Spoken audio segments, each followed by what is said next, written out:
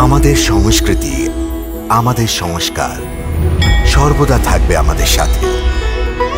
ভারতের মহান গ্রন্থ আর কাব্যের সম্পূর্ণ সংকলন। সাবস্ক্রাইব করুন তিলক। হস্তিনাপুরের রাজ্যসভায় শ্রীকৃষ্ণের দেশের সমস্ত রাজ্যে শান্তির প্রস্তাব। আসলে এটা শান্তির প্রস্তাবের সাথে এক ধরনের ধমকিও ছিল। ধমকি হতে পারে, কিন্তু যদি যুবরাজের পদের নির্ণয় হয়ে যেত তাহলে অন্ততপক্ষে আমার ভাগ্নের রাস্তাটা তো পরিষ্কার হয়ে যেত। রাজনীতিতে নিজের মঙ্গলের জন্য সিদ্ধান্ত নেওয়ার সুযোগ বারবার কিন্তু আসে না মহারাজ। এখানে আমি তোমার কথা বুঝতে পারছি শকুনি, কিন্তু তুমি যেটা চাইছো সেটা সম্ভব নয়। কুমার যুধিষ্ঠির বড়, আর জনগণের মতামত ওর সাথে আছে। সেই জন্য আমার ভয় হয় যে আমাকে বাধ্য হয়ে এই নির্ণয় নিতে হয় যে যুধিষ্ঠিরকে যদি হস্তিনাপুরের মহারাজা ঘোষণা করে দেওয়া যায়, তাই না? কিন্তু আমিও এটা দৃঢ় সংকল্প নিয়ে রেখেছি যে দুর্যোধনকে ওই অধিকার পাইয়ে দেব আমি। হ্যাঁ, উত্তেজিত হবে না গান্ধার কুমার।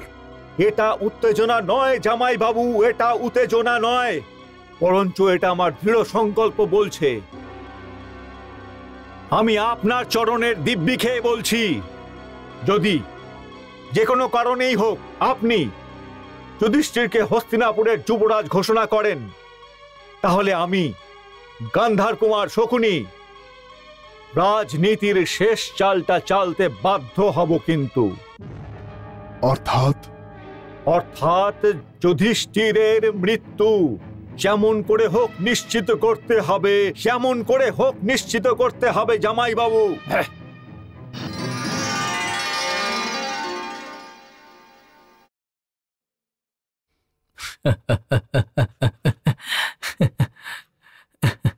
আমি বারবার এটাই ভাবছিলাম যে যখন ওখানে সবাই জানতে পারবে আমরা বেঁচে আছি, তখন ওদের কেমন মনে হবে।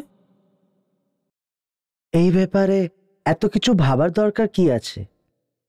সোজা কথা, যারা আমাদের ভক্ত তারা অনেক প্রসন্ন হয়েছে হবে, আর যারা শত্রু ওরা তো খুব দুঃখ পেয়েছে হবে। হ্যাঁ, কিন্তু আমাদের ভক্তদের মনেও তো কষ্ট ছিল, তাই না? এটা ভেবে যে গোমান্তক পর্বতের অগ্নিদগ্ধে জ্বলে আমরা দুজন ভস্ম হয়ে গেছি। না, অতটা দুঃখ পায়নি বোধহয়। কি বলছো তুমি? দুঃখ পায়নি কেন? কারণ ভক্ত ওরাই যার নিজের প্রভুর ওপরে সম্পূর্ণ বিশ্বাস আছে। আর যারা বিশ্বাস করবে ওরা কি করে এই সত্য মেনে নেবে কি ওর ভগবানের কোনোদিন নাশ হতে পারে? যেমন ভীষ্ম এবং বিদুর, ওদের এই খবরের ওপরে একদম বিশ্বাস হয়নি।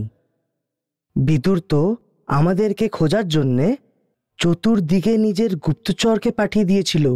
হ্যাঁ, ওরা তোমার আসল ভক্ত। আসলে সাধারণ লোক তো এটা ভাবতেই পারবে না যে ওই অগ্নিদহনে কেউ বাঁচতেও পারে।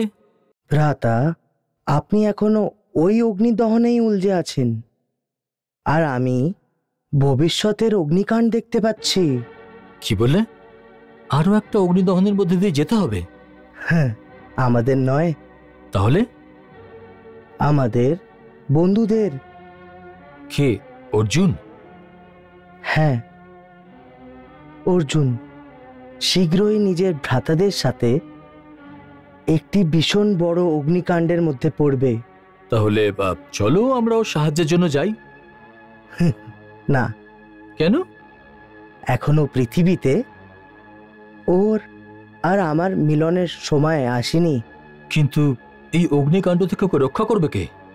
ওর জন্য কি আমাদেরকে নিজেই যেতে হবে?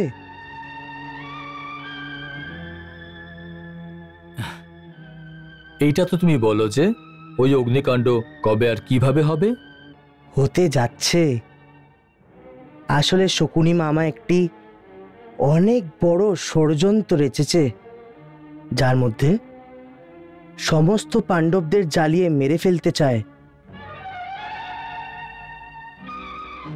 আসলে যখন থেকে মহারাজ ধৃতরাষ্ট্র পাণ্ডবের পুত্র যুধিষ্ঠিরকে যুবরাজ ঘোষণা করেছেন, তবে থেকে এত বছর অবধি ও এই চিন্তায় ব্যস্ত আছে যে কোনোভাবে যুধিষ্ঠিরের মৃত্যু হয়ে যায়।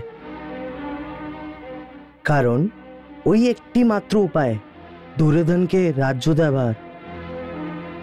সেই জন্য এইবার ও অনেক বড় ষড়যন্ত্র রচেছে।